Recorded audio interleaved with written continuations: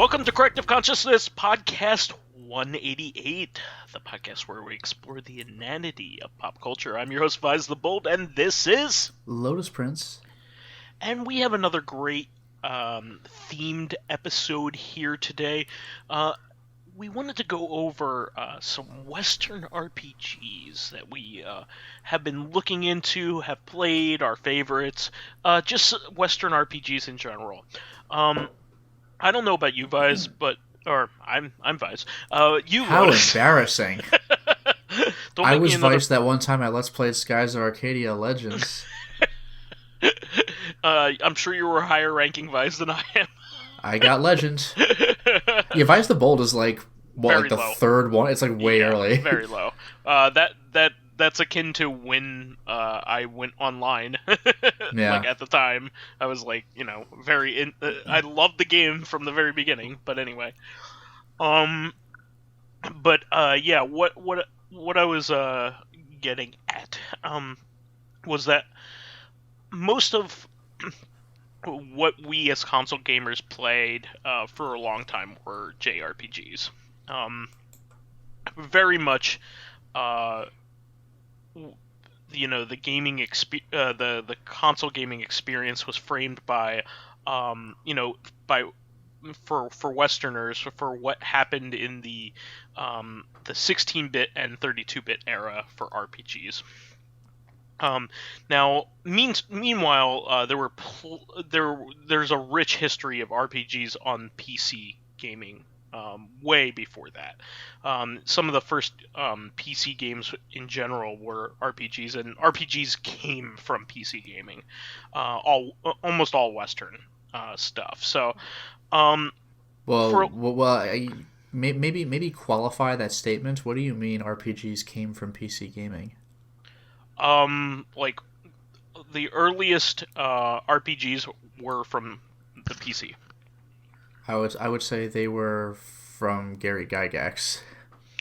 Well, yes. I mean, like every old video game RPG is like not Dungeons and Dragons, except for the ones that literally are Dungeons and Dragons. Yeah. So you had your Ultimas and your Wizardries and your Bard's Tale. Even to this day, you're fighting like goblins and trolls and like.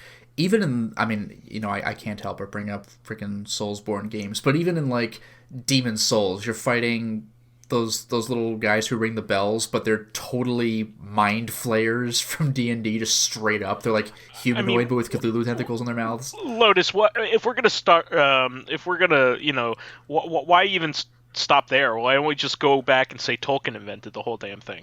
Yeah, right. But of course, D&D is gamified Tolkien. So pretty much D&D is gamified Tolkien, and then like, what was it, like Wizards and Warriors or something on PC, and then Dragon Quest was Japanese that. So it went to Wizardry and Ultima. Wizardry, excuse me. Yeah. Wizardry and Ultima and Bard's Tale were the big three. Yeah. Bard's Tale a little bit less so. It's more of a spin-off of Wizardry, if you ask me. Mm-hmm. But you and can then System see... Shock 1, of course. you could clearly see... and then after that, like console RPGs all basically spawn out of JRPGs, Japanese RPGs all spin out of Dragon Quest, which is basically like a simplified version of Ultima. And what amused me, by the way, is the Final Fantasy games. They kind of play like Dragon Quest, but obviously Correct. you're not looking at the enemies. It was their main competitor at the time. Yeah. But what amused me is that Final Fantasy Mystic Quest, Final Fantasy USA, that does have the Dragon Quest perspective during the fight screens. Yeah. Straight up. Yeah, so, like, in fact, Dragon Quest has a little bit of Wizardry influence in that its battles look like Wizardry ones.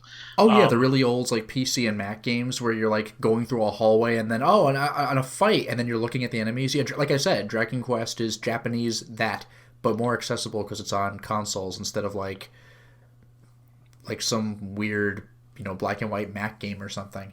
Yeah, and then of course you have Sega's flavor of it, which was Phantasy Star. Yeah, Phantasy Star. I heard those games were quite long.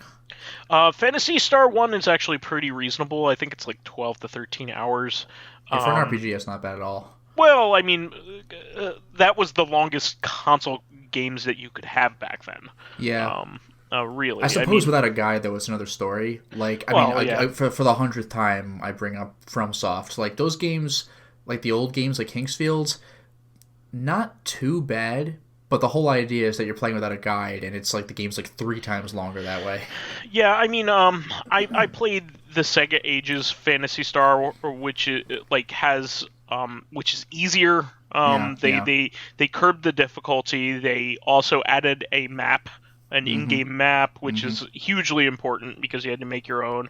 Yep. Once upon a time, and also like you could save wherever you want, and like tons of other niceties that fixed it all up. Plus, I played with a guide on top of it all. So, I mean, I beat it in about 12 hours. It's probably a 20-hour game. I mean, otherwise. Yeah, if you know what you're doing, it's cut down considerably. Yeah, but anyway, because a lot of the stuff that we played, were 16-bit RPGs and 32-bit RPGs that like spawned from that. You have your Chrono Triggers and your Final Fantasy VIIs and all that kind of stuff. And you're mostly going to be playing JRPGs on these consoles because they're Japanese consoles, like all of them. So, like, I mean, like I know that you brought up this topic in general because you were shopping at GameStop, and you were like, "Oh, I know the Baldur's Gate games are on Switch, and those are, definitely Western RPGs." But like, in general, the consoles would have Japanese games on them because they're made by, Japanese companies and everything like that. Even Baldur's Gate, like, it's a port to the Switch. It was originally a PC game. Yeah, I would say that like, until a certain point in time, most Western RPGs stayed on the PC, like in their natural form. I mean, you occasionally had a port of like an Ultima game to the NES, or I don't even think there was a port. I think there were just 2 unique Ultima games on the SNES. No, they had 1 through 4. Oh, did they? Ultima 1 through 4 are on the NES, yeah. Wow, okay. Wizardry 1 through 3 are on the NES. Yeah, so there are different versions of them, but what the funny thing about those games is that they are actually translations of the Japanese versions of those games. Oh, nice. So there are like some things that are like completely lost. Like one of the bad guys in Wizardry is called like Cuisinart because it was like supposed to be like a guy with a bunch of swords like spinning around. Oh, okay. Like that mixer. Wouldn't make sense in Japan so much. But like it was a play on words in the United States, and like by the time it got back to us, it made absolutely no sense, and there was no joke.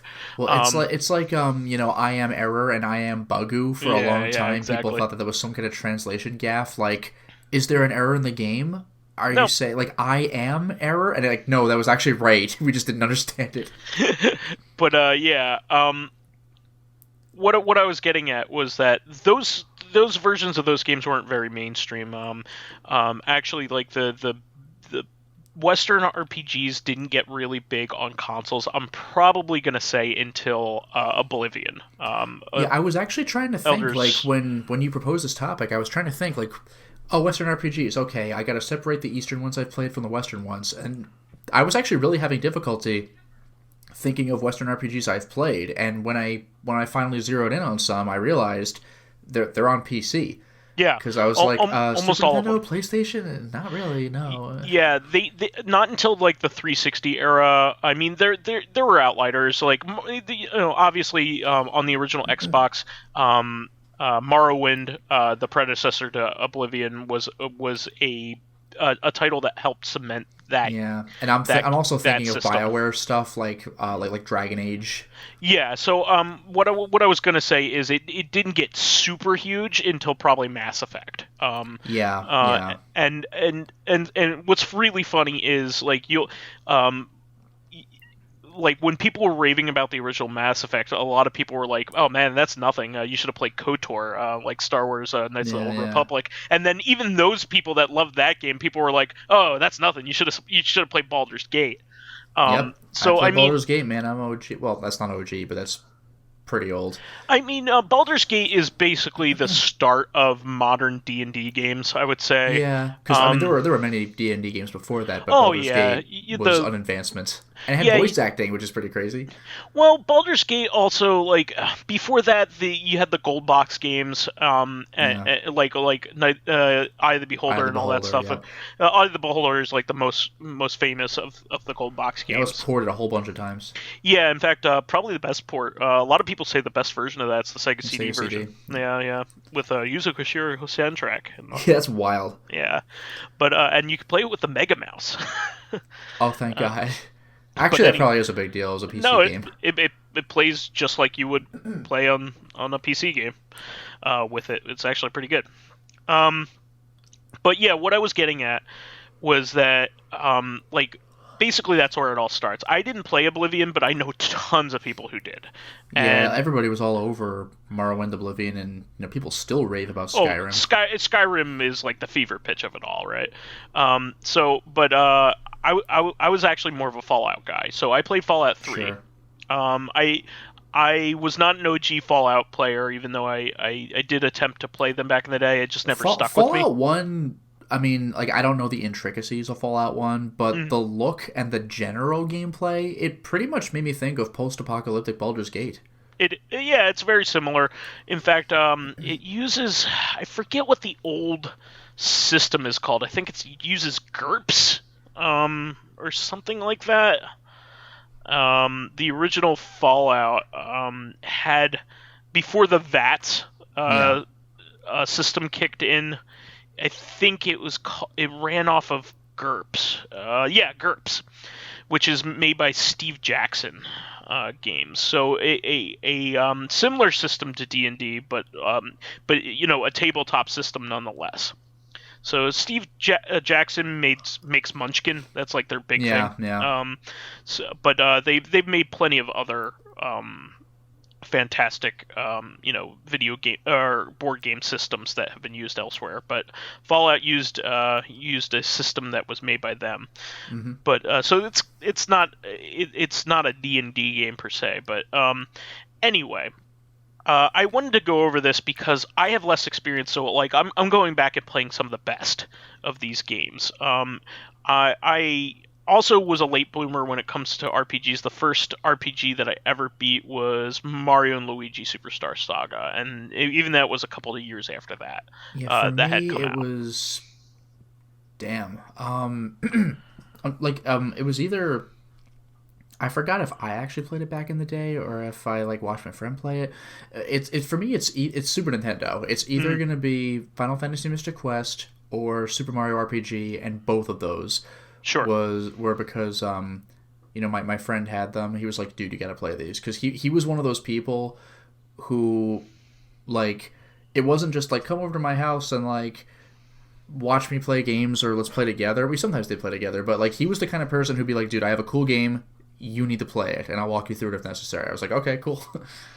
Well, I'm super excited for this era of Western RPGs because they've been preserving these pretty darn well. And they're making all of the classics, every single one of the Western RPGs that I can think of that are classics are available right now in one form or another.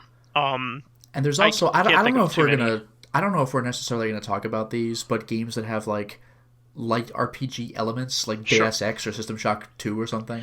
Yeah, I mean, I'm certainly going to talk about Mass Effect because it's influence on the genre cannot be ignored.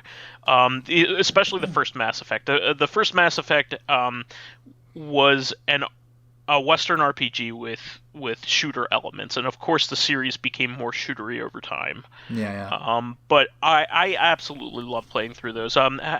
Did you ever get through all of them?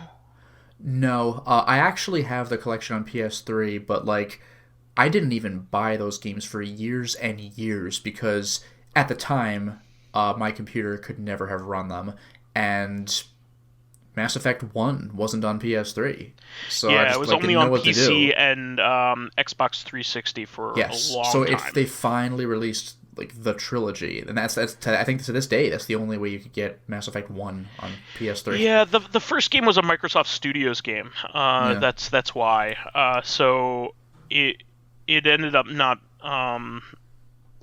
being able to be published that Yeah, way. it took a while. I was so excited when they finally did. I mean, I Yeah, still haven't played them, but like I can anyway. the tentpole release of that series, Mass Effect 2, of course, came out on everything. Everybody Yeah. played that game. They had ways of getting around the fact that you hadn't played the first game.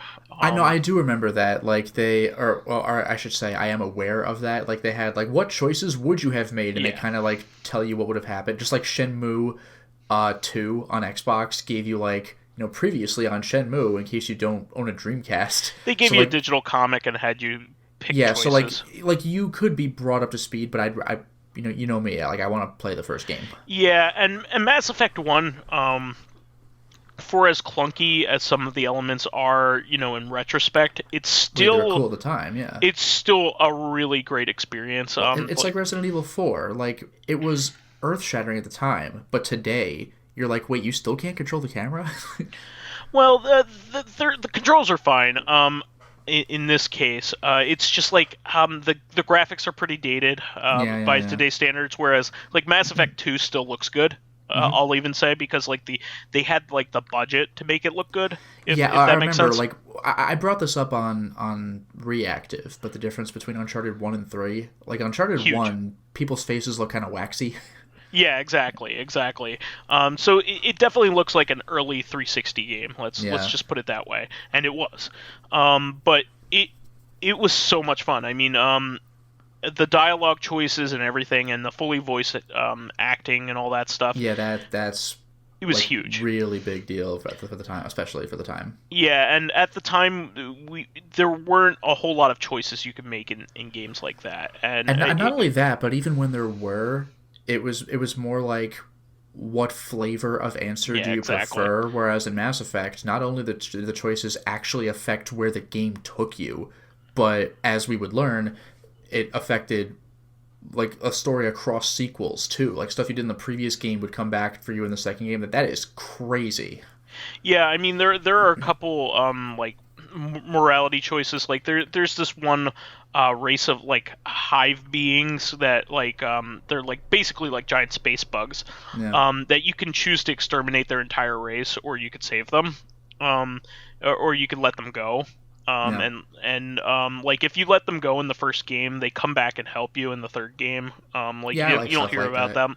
them. It's relatively minor, but it's like feels good, man. Like Yeah, Horizon yeah. Zero Dawn has a guy like that. He's this I mean it's all within one game of course, but there's this one guy who's like borderline psychotic, but like where he just enjoys I remember. he enjoys hunting bandits, and you're like, Yeah. "Oh, cuz you want to purge the world of evil or whatever." He's like, "No, I just like hunting people, He's and I basically won't a get into trouble if I serial hunt bandits."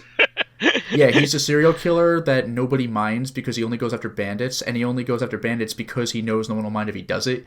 Yeah, it's just like Dexter. whoa, and like his Or Dexter. storyline culminates by him challenging you to a fight, and he's like, "Let's fight to the death. Like you've proven that you're the biggest badass out there."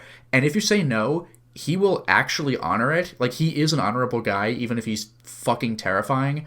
If you say yes, he'll be very happy, even if you kill him. But if you say no, he will walk away in like great disappointment. But there's this major fight that requires all sorts of allies at the end of the game, and if you had said no to him, he'll actually come back at the end there, and he's like, "There's a real high chance of dying in this one," and just go running into it. Yeah, It's amazing. I love stuff like that, and I played the Mass Effect games as they came out too. So like Yeah. it was like a big part of like the cultural like enjoyment at the time. I didn't get as much into Dragon Age, but I hear like the first Dragon Age and its like major expansion were really great too. I just never got around to playing it, but I want to go back and I want to play the KOTOR games. You could play them now on Steam or on Xbox One. You could play them as a backwards compatibility title. I recommend playing it that way if you have access to an Xbox One, because the PC version of KOTOR right now doesn't have any like niceties. Like it still doesn't have native controller support. Oh wow. So like playing the original Xbox version is the way to go. If you want that, it's not a really pared down version at all. It has like everything that the PC version did at the time, which is like part of what got people into Western gaming was like the original Xbox helped shepherd that era in. So yeah, it really did, because like consoles were pretty much like the mainstream ones were like just Japan exclusive from just about day one. Sure. Like all of a sudden Microsoft shows up and everyone's like, that's weird, and Japan especially was like, that's weird. Yeah, they did a great job doing its own thing. They Knights of the Old Republic 1 and 2 were, as far as consoles goes, were Xbox exclusives. I mean, they were, of course, still on PC, but you couldn't play that on PlayStation 1. You could play it on GameCube at the time. So, really cool stuff. Apparently, the version of KOTOR 2 to play is still the Steam version. Yeah. Because there's a major fan add-on that is so major that like it basically adds cut content of the game, and like with major like plot, like really good plot elements that were taken out, really serious stuff that were taken out of the original game, but like it's basically a sanctioned like edition. Sure. They added Steam Workshop support just for that version of KOTOR 2, and they added like UI stuff and like controller support to it. So it's a shame they didn't do that to the first game. I don't know why they didn't, but they did it to the second game. So I wouldn't recommend playing the backwards compatible version of the second game. But I definitely want to go back and play both of those. But what got me going on this is that I've been really wanting to play Planescape Torment, which is recently been released on all the consoles. Yeah. For the longest time, Planescape Torment was not available for purchase easily, and then finally they released it on everything. They released it on GOG and then Steam. It was like the most requested game on GOG for a really long time. Oh, and yeah, it's one of those games that like it was. I mean, like Baldur's Gate, like it was huge when it was out, and it's one of those games where you're kind of like, I feel like it should be on Steam and GOG, and when I check, I realize it isn't. You know, like one of those. Well, one of the things about that game is that it is an official D&D title, so it does need to be licensed. It just like Baldur's Gate 1 and 2, Planescape Torment is Baldur's Gate 1 and 2 are what is it? Forgotten Realms games, and that's a subsection of D&D as well as Planescape is. Yeah, D&D has a few like, I don't know what you call them, like worlds like that, or just Forgotten different Realms, universes. Ravenloft, Ravenloft's the other one. I don't think there's a Ravenloft game. I fucking wish. Like, how is there not one? Ravenloft is like the horror campaign. Yeah, that's where all the vampires hang out and werewolves. Like I actually have like an old monster manual for Ravenloft, and like everything in there is fuck. Like no way. Yeah. The closest thing is probably Vampire the Masquerade Bloodlines, but that is with a competing system. That Vampire the Masquerade is its own. Yeah, that's probably about game. As good as it's gonna get. The only other thing I could think of, and this really isn't even close, is just like the Blood Omen games. Oh, but like, those aren't RPGs. Yeah, the closest thing is actually the cover of Castlevania 2. Which is literally Ravenloft. It was just literally a Ravenloft cover, just like painted over. But I do not know how they got away with that. I do not know. just look it up online. It's crazy. Yeah, But it's uncanny. Yeah. Planescape Torment for a long time was heralded as like one of the best like video game stories of all time, like in terms of dialogue and like stories and storytelling in general. And it was not available, and I really wanted to get a chance to play it, and I'm glad that it's super accessible right now. They Yeah. just released it on Steam and all the other consoles on Switch and Xbox One and PS4. Last year? Yeah, it's pretty recent. Yeah. Yeah, and they've been releasing also the other Infinity Engine games is what they're called. The Baldur's Gate 1 and 2 come in a collection, and Planescape comes with Icewind Dale. Icewind Dale Yeah. 1. It comes with Icewind Dale 1, and you can also buy Neverwinter Nights 1 on its own. Yeah, that's going old school. Yeah, Neverwinter Nights is basically the successor after Icewind Dale, right? Yeah. I think it goes Baldur's Gate 1 and 2, then Planescape, and then Icewind Dale 1 and 2, and then Neverwinter 1 and 2. Neverwinter Nights 1 and 2, I think is how it goes. I actually I don't know if I really have the inclination to go back into playing Baldur's Gate, either of them. But I will admit They're old school. They are old school, but I will admit though, I'm not gonna say what happens, obviously, especially because these games just came out, but I remember the ending cutscene in Baldur's Gate 1. Like, it's not like it's sequel baited. It's not like, oh, we're not done yet. Like, it's not like that, but it definitely indicated, like, there are more adventures that can be had. Not even necessarily from this character, but it's like, well, like, you've heard this story, but we could make as many as we want. Like, it was a really interesting way of doing it. Gotcha. Well, I'm excited because I got it on sale and on discount, so I'm excited to play Planescape Torment finally. That'll probably be my next endeavor after I play the Outer Worlds, which is another title I was just gonna say, after Dragon Quest Switch, like, that's some back to back. Like, damn. Yeah. See, this is my problem, is that like I have all these time sink games that I want to get into. That's the thing. You're like, after I play this 1,000,000 hour game, I'm gonna play like This a other Baldur's 1,000,000 Gate hour universe. game. Like, oh god. Well, I mean, those aren't nearly as long, but still. That's also why, like, I think like Dragon Quest is definitely one of those titles that you play while you're playing other things because you have to. Like I'm playing Dragon Quest 11 right now, and like I've been playing that as my full-time game for a long time, and I'm what, at 80 hours right now essentially, and yeah, like, you would have been done with Dark Souls by now. I've already beaten Dark Souls, so I'm No, I know, there, but I'm saying, like, you are now playing longer than, like, sure. a single playthrough of Dark Souls would be on a first time playthrough. Sure. So I'm not even doing the extra content, like I'm not doing any like challenge dungeons or anything like that. I'm like, doing Dark Souls is probably doing closer the to quests. 60 hours. Like, I myself have like maybe 110, 120, but that's like platinum. But yeah, when I'm done that, I'm probably gonna move on to Outer Worlds, which isn't as long. I think that's a 30 to 40 hour experience, which for an RPG, that's not too bad. Yeah, that's reasonable. So That doesn't wear out its welcome. it's actually, a lot of people were praising that about it. They were saying that's the thing. Like, I don't want 1,000 side quests. Like, that's one of the reasons I haven't played Witcher 3 yet, even though everybody and his mother raves about how great it is.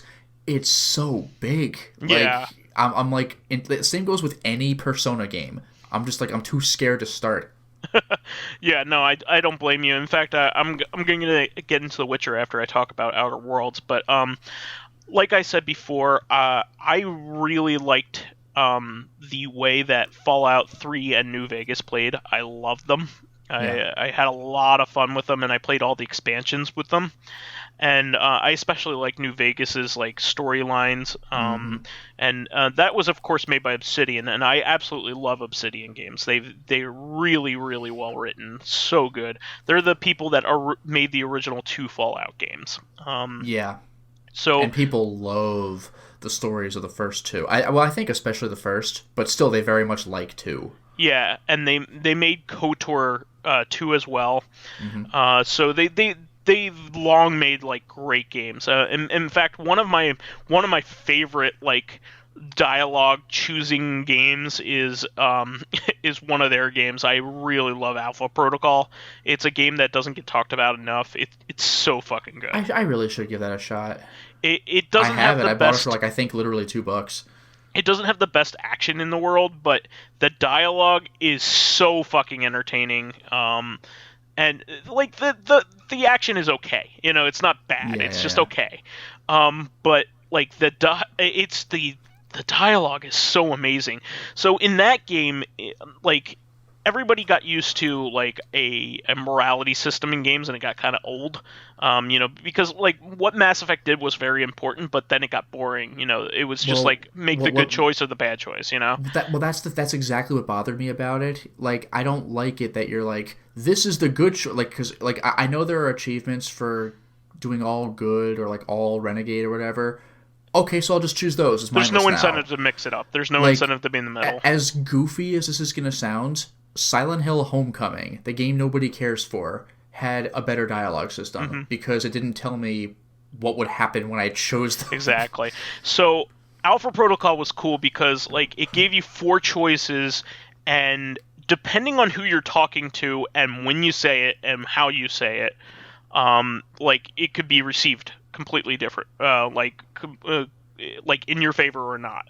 Yeah. So what was so cool about that game is it was about relationships with specific characters.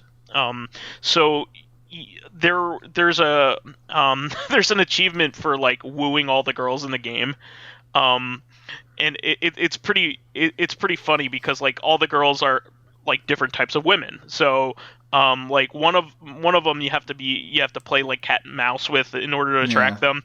There's one character that is very dirty and upfront, but if you are that way to her, she doesn't like it. Oh. Like she likes being aggressive to you, but you can't be aggressive back. So you kind of just have to be standoffish, and she's more attracted to you.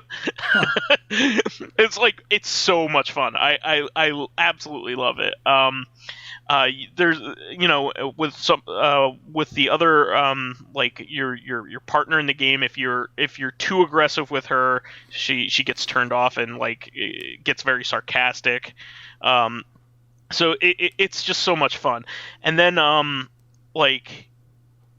your boss in the game, who may or may not be, a bad guy or it might be a sleeper agent or whatever. You have to watch how you're, if you even want to be liked by him, that kind of thing. Yeah. The bad guy in the game, the clear bad guy in the game, you could be a complete dick to, and he hates you, but that's okay because he's a bad guy. But you can get him to like you, it was just pretty funny too. That's interesting. Yeah, exactly. So I absolutely love it because they give you like 4 dialogue choices. Like one of them is like compliment. Another one is like react in a hostile way. One of them is just being a complete dick, and then another one is say something weird. Nice. There's a character in the game that like that is basically your field torturer. Like he goes out and like tortures people for you, and gets information out of them. And like he's just a big old weirdo, so saying weird things to him, it makes him receptive. It's just like one of those things.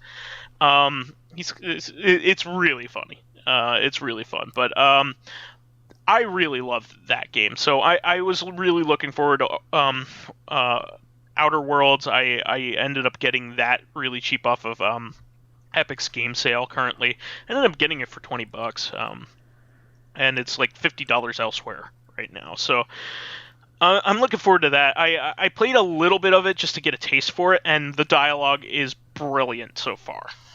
So it basically plays like a smaller, better looking Fallout New Vegas, which is exactly what I wanted. I mean, right down to the way that you loot and steal in the game. Luckily, unlike Fallout 3, every time you steal gets you like a negative karma bonus, which sucks.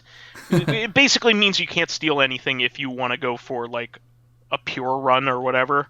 See, what kind of bugs me is that like, who's gonna know? Like, Exactly. I could see you getting a negative karma if The you're game's like, God if someone knows, and that's sees it. you. Yeah. Yeah, the game's God in quotes knows. Like Yeah. nobody knows but the game, essentially, that you did it. In this game, only people that see you steal. Yeah, because like, yeah, in Baldur's Yeah. Gate, do whatever the hell you want. You'll just Yeah. get blasted if you're caught. Exactly. So in this game, I've just been stealing things all over the place, like no problem. Like I've also been lying, and sometimes that's the right thing to do in this game. Yeah. Like what I found that in most Obsidian games in general is you really want to have like high persuasive and charm abilities, because it gets you the best like dialogue trees. Like they're usually the most interesting because you could pry more story bits out of people, interesting story bits out of people. You can also get them to do things that they normally wouldn't do. You can convince them to do things that they normally wouldn't do. And also, I also gave my character a high science stat as well, so like I could talk to computers better. Yeah, On and that's top how I of it. play System Shock too. Like, I want to be able to hack anything. Yeah, and that's actually what I really like about these games. Is it's not necessarily the action, but the action has gotten better and better over time. Um, so Outer Worlds is basically like almost like the VAT system. It's it's a first-person shooter, obviously, but instead of how the VAT system works, where you basically shut down time and then Yeah, choose a part to choose a shoot. body part. In this one, it gives you basically what amounts to bullet time. Okay. It's similar to bullet time, but if you're standing still, you have a lot more you could do. So you could shoot from your standing point. It's pretty cool, actually. I enjoy it. Um, like one of the funny moments in the beginning of the game is that like you have you come out of an escape pod, and the guy that you're supposed to meet up with happened to be standing where the beacon was, where your escape pod came out of. So you ended up killing your contact. That sucks. So you have to go to a ship and like basically go from there. And you go to a ship, Rough. and the ship is programmed to only respond to like Captain Alex. And they were like, I want you tell the computer that like Captain Alex died. I accidentally And then killed the computer said, "Who killed Captain Alex?" him. No, even better. The computer goes, I can only take orders from Captain Alex. You are now Captain Alex. And you go, okay, I'm Okay, that's Captain pretty Alex. good. It's really funny. But yeah, the characters are really full of life in this game. Really cool. I actually wanted to get your perspective on the Witcher series, because I know you've played 1 and 2 so far, right? Yes. And I've been wanting to play those because Witcher 3 is like one of the best RPGs of all time by a lot of people's standards. I mean, like the mechanics, like from what I've heard about them, I mean, I can tell you that the mechanics improve as you go along. But from what I've heard, if you play Witcher 3, it's pretty rough going back to the predecessors as far as like just combat is concerned and stuff like that. One thing I mentioned this back when I was playing the game, is a long time ago, but one thing I like about The Witcher is that the difficulty, if you set the game's difficulty to easy, then you just like click on shit until they fall down, but like the way The Witcher is meant to be played is you're supposed to check your in-game notes on what kinds of environments are there, what kind of monsters exist there, and based on that you need to create and drink potions that'll enhance you against them or protect against the elements in particular ways. There's a lot of like buffs and debuffs that you have to do in these games, right? It's a whole research project. Just like every time you do anything, like if you play it on a hard difficulty, I think it's like absolutely mandatory that you need the appropriate potions. And when I say mandatory, I don't mean like you'll get your ass kicked if you don't. I mean it is literally mandatory to like do your due diligence to play the game, whereas on easy mode you can just swing your sword at them until you've had enough. But that's basically how those games work. And I think kind of like Mass Effect, actually, there are there are choices you can make that enhance where the game goes, including the ending. Especially for the second game. I forgot if the first one had many endings or what. I think the first one had one ending, but relationships can go in different ways. And there were definitely branching paths, but I think it converged on one ending. But in Witcher 2, the game is called Assassin of Kings. There's a guy who's been going around killing kings, and there's one king in the game that he may be alive or dead by the end of the game. You know, like, it's a big deal. Yeah. I don't know how much of this translates to Witcher 3, though, because that's a console game, and Witcher 2 was as well, but, like, 360 to the 1, you know? I don't know if it was necessarily designed to flow right into it. I don't know if they knew about the backwards compatibility stuff. Like, with PC, you could go 1 to 2 to 3, but I don't know if The Witcher 3 exists in a vacuum or what. I mean, based on where Witcher 2 goes, I would imagine that there would be effects on 3, so my guess is that it still connects. But based on, like, the meta of the systems they were released on, you know, like how Shenmue 2 save data does not go into 3, even though they're both on PS4. I think The Witcher probably does have influence from its predecessors, though. I mean, 2 certainly does from 1. It's a shame because, like, one thing that I was, like, really disappointed in is, like, the original Witcher was supposed to have, like, a major like remastering for consoles, and that got canceled. So the first Witcher never came to consoles as a result. Yeah, so, and, like, regarding that, there's unique content on the PC version of Witcher 2, which probably didn't need to be unique content. Sure. Like, there's a part in the game where, due to circumstances, the stuff happens, you have to get into this one town, but you can't get into the front gate. You have to do this whole thing where you gotta, like, work your way around and find, like, a side or a back entrance or something, and that's just how the game plays for most players. And on console, it's how it plays for all players. But in the previous game, you could side with one main representative of, like, the humans, or one main representative of basically all non-humans. I believe it's an elf, but, like, they're teamed up with the dwarves and everything. It's just, like, because the humans are just assholes. You know, there's, like, definite, like, racism going on. Sure. Or you could choose not to pick a side, which is, on one hand, kind of the coward's way out, but on the other hand, both sides will be a little bothered, but not furious, as opposed to one side loving you and the other side hating you, you know? Yeah, there's also they have that in New Vegas, which was pretty cool because, like, Fallout 3 was definitely like there was a virtuous way and, like, an evil way. But, like, New Vegas, they tried to make a point that, like, there's no objective good, you know, or anything like there's that. no objective good and evil. It's more like your affiliation with who likes you goes up and down.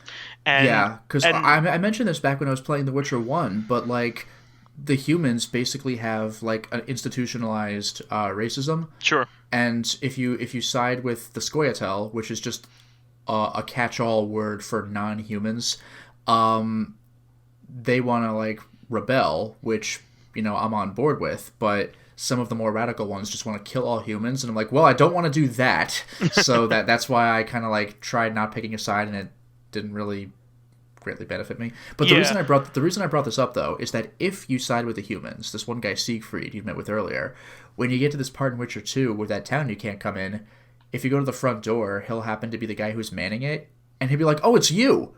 Oh, here, just come on in, and that's it.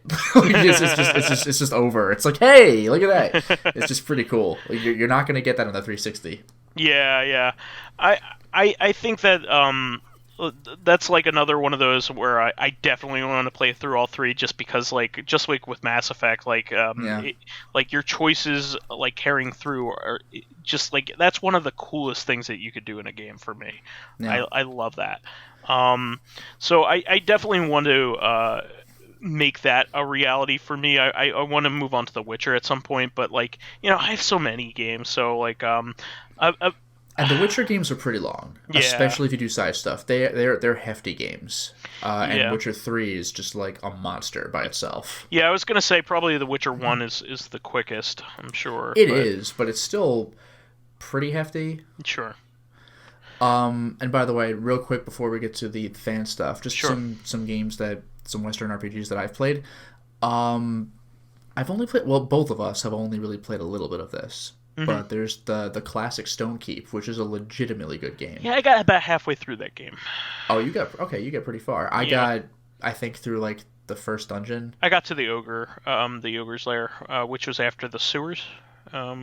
Yeah, I think I made it to the sewers. There's the dungeons, then the sewers, and then the ogre's lair, which I think is like halfway through the game. Yeah, I made it to like the start of the sewers at the time. Yeah, I would like to go back to that game because it's a legitimately good game, and my game knowledge and gameplay ability now, I could probably beat it. Yeah, it's one of those games that it doesn't have free movement. You move kind of like on a grid system. Yeah. Like I want to turn to the right, whoosh, 90 degrees. It has I want to style go forward. in spades though, especially for the time. What was it? It has style in spades though, especially for the time. And voice acting. Yeah.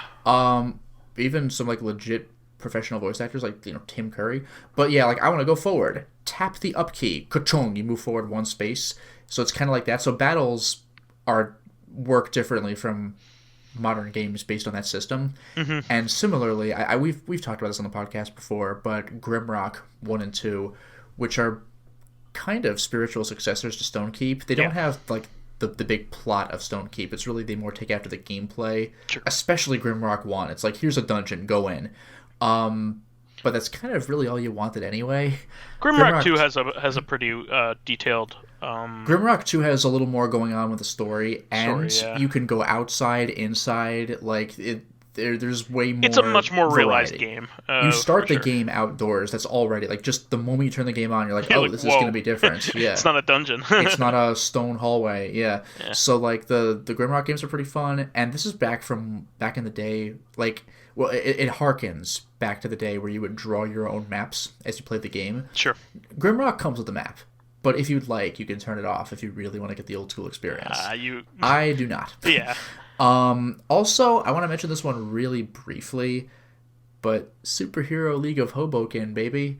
Which was recently released on GOG, maybe last year. Relatively recently. Yeah, but yeah, last year, 2 years. Man, I was happy about that. That's just a goofy game where everything is stupid and your superhero powers are dumb, but they're like they make sense in context with the game itself. For example, when you beat enemies, sometimes it'll say, "Oh, they dropped a treasure.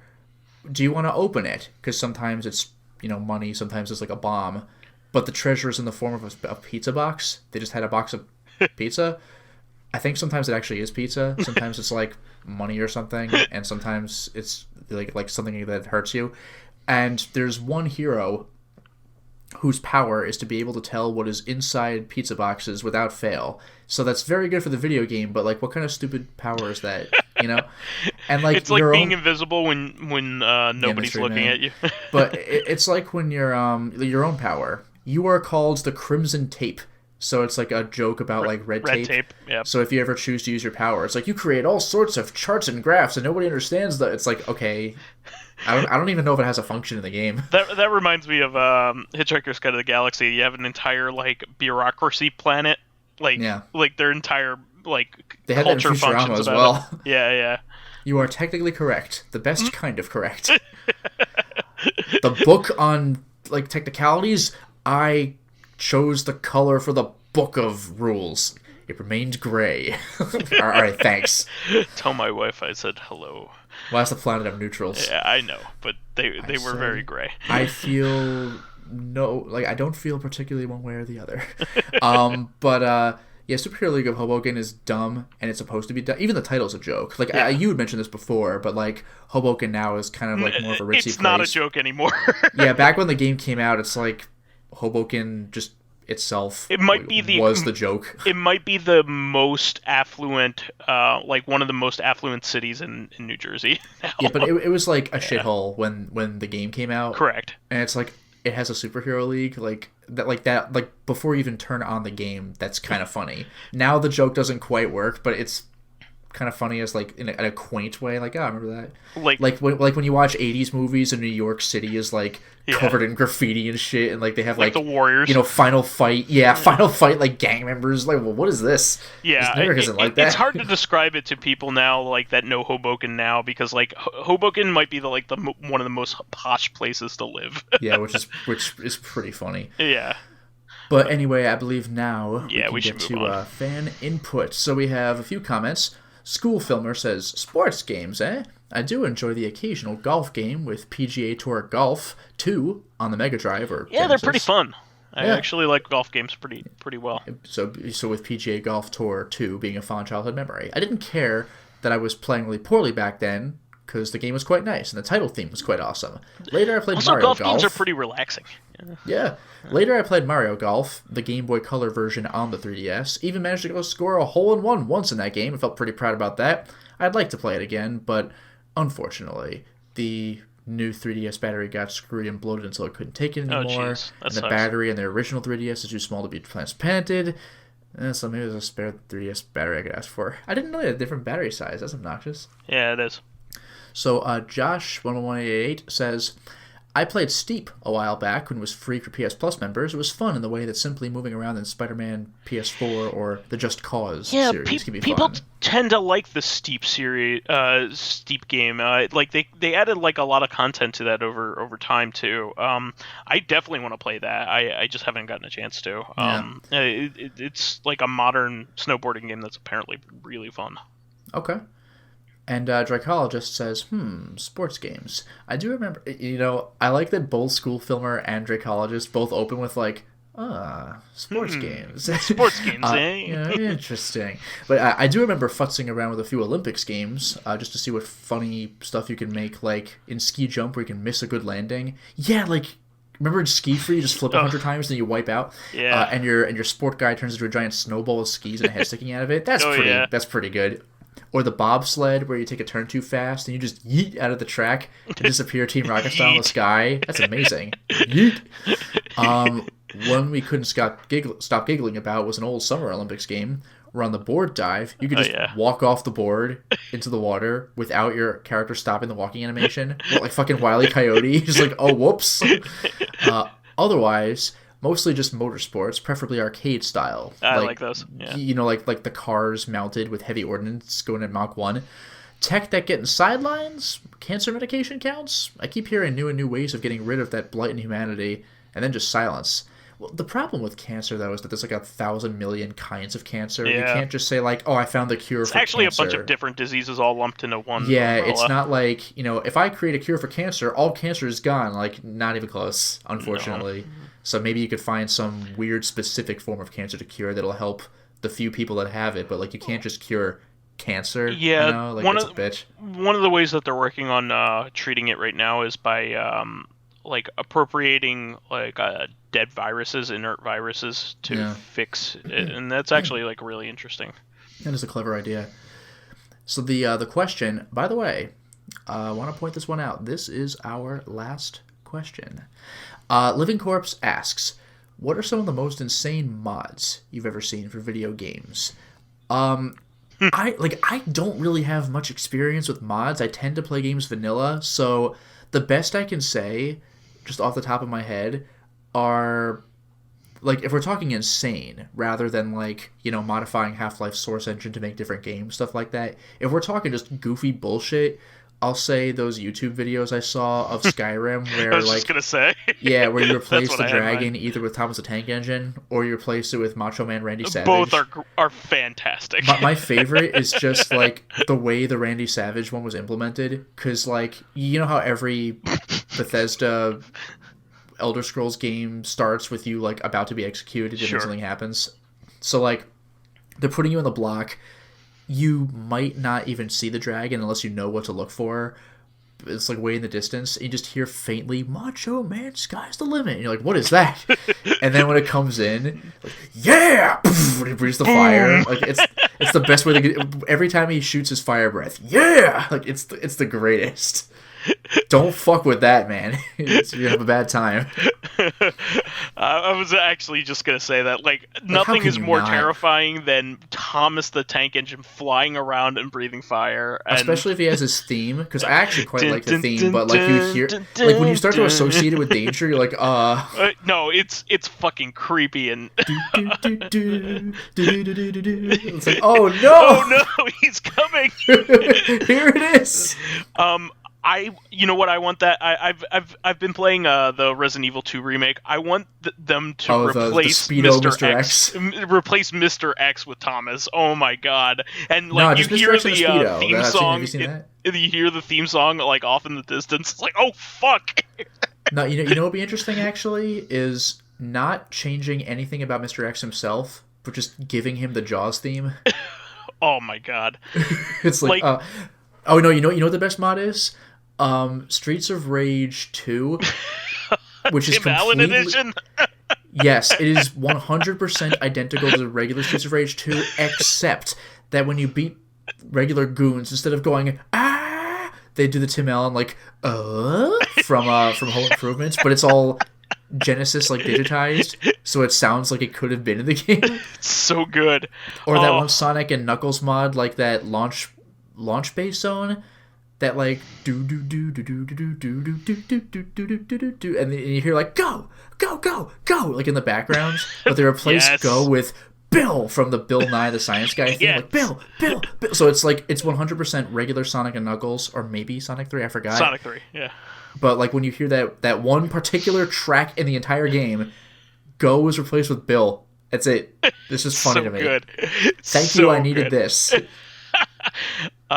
There's also Knuckles and Knuckles and Knuckles, which is Sonic 3 and Knuckles, but all three characters are Knuckles. Oh no, actually, I just thought of a good one. Have you seen the Nintendo 64 like Mario 64 Toad mod where everything is Toad? Oh, that's one of my favorites too. I love that Because one. like every texture is Toad.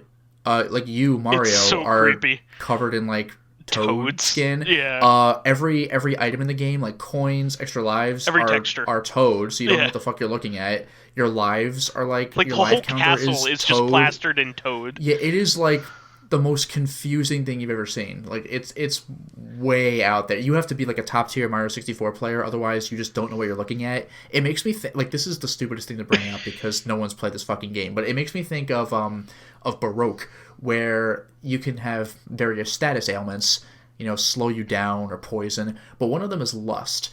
But it sounds weird out of context, but what it is it's basically confusion, where every like not every texture, but like every enemy, character, and item looks like some kind of hot girl. So like you don't even know if it's a threat until you see it start moving around. So you're like, I don't know what I'm looking at. Like if you walk on items, some of them are bad for you immediately, so you're like afraid to pick anything up. Like everything becomes just like, can I remember where things were? Like, I mean, it wears off after not too long a time, but it's surprisingly scary when it happens because you don't know what anything is. Ugh. So the Toad mod is that, but even the ground you walk on, it's horrible. I mean, I mostly like mods that just enhance the experience, so I don't have like That's the thing. Yeah, we don't have that many crazy. Yeah. There's like Brutal Doom. There are. I've seen these Brutal on games Doom's really good, yeah. I've seen these on games done quick. There are like randomizers for like Super Nintendo games, and I think even Mario 64. Well, like randomizers for those games are like power ups might be in different locations, stuff like that. So like even people who are really good at the game get something new out of it because speedrunners have played these games like literally over 1,000 times. There has to come a point where it gets fucking old. So randomizers keep things fresh, which is pretty interesting. And like when they did the Mario 64 race with the randomizer, they actually had seeds so that it would be fair, so they're playing the same game. It was really entertaining to see how that worked. That's great. I mean, those are pretty much the extent of the crazy ones. I mean, I usually like stuff that like improves an aspect of the game that I thought may have been a flaw or makes it more like enjoyable. a System Shock 2 or Deus Ex, like Yeah. HD texture pack that some guy felt like making. Like stuff like that's the kind that I usually go for, so it's as vanilla as possible, but it looks a little better. Yeah, the Bare Knuckle 3 project where they translate Bare Knuckle 3 into English and then add all the secret characters Japanese content. to the selection screen. Yeah, that's actually one of the very few repro cards I've ever bought. I think I've bought like 3 ever, and Bare Knuckle 3, like Streets of Rage 3, Bare Knuckle 3 was one of them. Yeah, I love stuff like that. I things like where, like in Oblivion at the time, computing, like processing was like very low. So like you would go into like a coliseum and there wouldn't be that many people in the stands. Okay. So like there's a mod that just adds more people to the stands now Oh, that that's people have better clever. computers. That's cool. Yeah. Actually, did you ever see the Deus Ex like remake project? Streets of Rage remake. No, Deus Oh, Ex. Deus Ex remake. Yeah, yeah. In fact, I played one level of it, but like all the stuff is in different spots, so I didn't. Yeah, but like I didn't what really play through entertained it. me, like because I've only played a little bit of it myself, but what really entertained me, like this just got me, but like I didn't even think about it at the time I played the original game, but in the remake, they they gave Paul, your brother, like an office in UNATCO, Oh yeah, yeah. because like at no point in the game do you ever encounter him in the office in like the story. Like you meet him in his New York apartment. So he just didn't have an office. And it's like he works there. He's more experienced than you are. Why does he not have a dedicated area? Like that's weird. So like they gave him a room even though it would never be used. Like it's little things like that where it's like, you know what? Thank you for that. Because, like, awesome. I mean, your office is just clearly, like, there's just a bunch of cardboard boxes in there and shit because you haven't come in yet. But, like, where's Paul's office? They clearly had a space for you, and you're not even working there yet until today, you know? So, like, that was kind of nice. Yeah.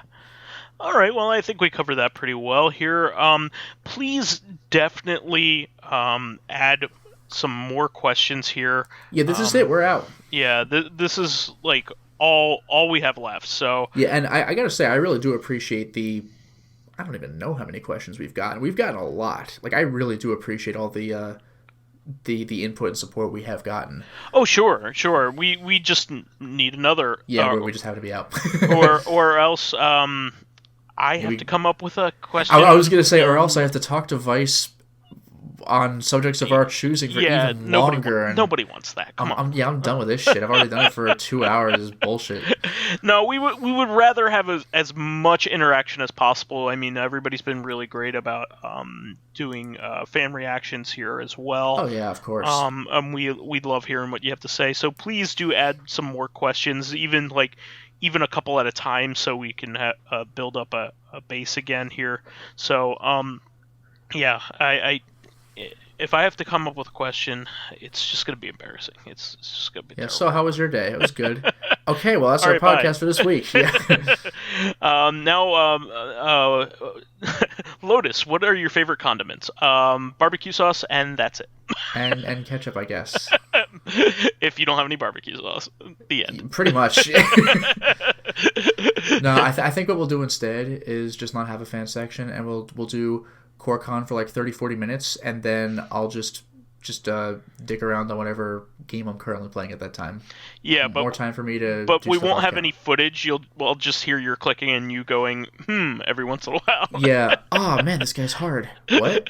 No, nothing. Sorry. Oh, From Software sure went somewhere else here. Yeah. Hey, look, it's another thing that I'll realize later was a reference that, like, for the first time, like, turns out that Dark Souls was referencing Shadow Tower the whole time. I didn't know about it until like last week. Moonlight Blade here. Well, that comes from, I think, like, they used some sort of software called Moonlight Sword or whatever to like make Kingsfield. Sure. So they put it in like every game they can. Sure. All right, well, we should wrap things up here. We want to thank all of our fans who contributed questions. Of course, please give us some more. Well, please keep us supplied with awesome topics by submitting questions of your own via the YouTube and SoundCloud pages. While there, please give us thumbs ups, likes, and 5-star ratings on iTunes. It helps promote and spread awareness of the show, and any bit of encouragement helps keep the show going. You can also catch us on Tuesdays for our sister podcast, Corrective Consciousness, the in-depth look at this week in our lives. Finally, you can friend me as vysethebold on pretty much anything. And you can follow me on my YouTube channel, Lotus Prince. You can hit me up on Twitter at Lotus Prince. And finally, if you are interested in seeing my videos early, getting in on exclusive live streams, selecting upcoming games for me to Let's Play, or getting in discussions with me and other patrons on Discord, then perhaps consider swinging by my Patreon account, which can be found at patreon.com/Lotus Prince. Wonderful. We'll catch everybody on Tuesday. Until next time, everyone. Bye-bye.